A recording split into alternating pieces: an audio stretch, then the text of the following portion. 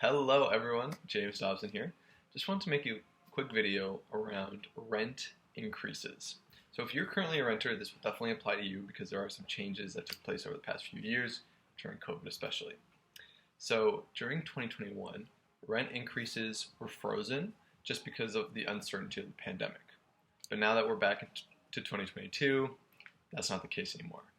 Your landlord will be allowed to increase the rent according to the Consumer Price Index for 2022, so between January 1st, December 31st, that increase is going to be 1.2%, which, in all honesty, I think is pretty low. Considering everything that's going on right now, the CPI is pulled from inflation, right? So they take a basket of goods and they look at the price change year over year, and that's how a Consumer Price Index is calculated.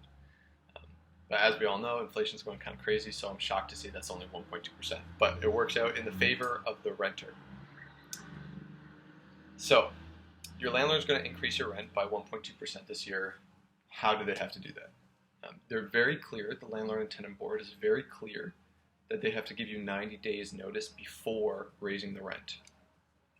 That being said, they can give that notice in advance of the 12 months, meaning if they plan to raise your rent right at the 12-month mark, they're going to send your notice 3 months before that happens, which will be around 9 months. Okay, so those are for the people who are renting, and this is all standard stuff. Most landlords will increase the rent just because they can. Now, who does this not apply to?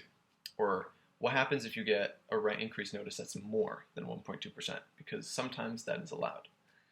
So the first big category of people who are not even protected by this rent increase guideline are any properties that were occupied, any units that were built or first occupied after November of 2018. I believe November 15th, 2018 specifically. So if you're looking to get into a place for a few years, consider going with something a little bit older just so that you are protected by the rent increase guidelines. The reason that those newer buildings are not protected is because they have a lot of unforeseen expenses. And so they give the landlord the benefit of the doubt to raise it whatever they deem fit, right? Which could be 3, 4,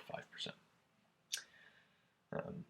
There are also instances where an older building, something that was built, before 2018, your landlord might be allowed to increase your rent more than the Consumer Price Index for that year. In those instances, though, the landlord would have to apply and get approval from the Landlord and Tenant Board.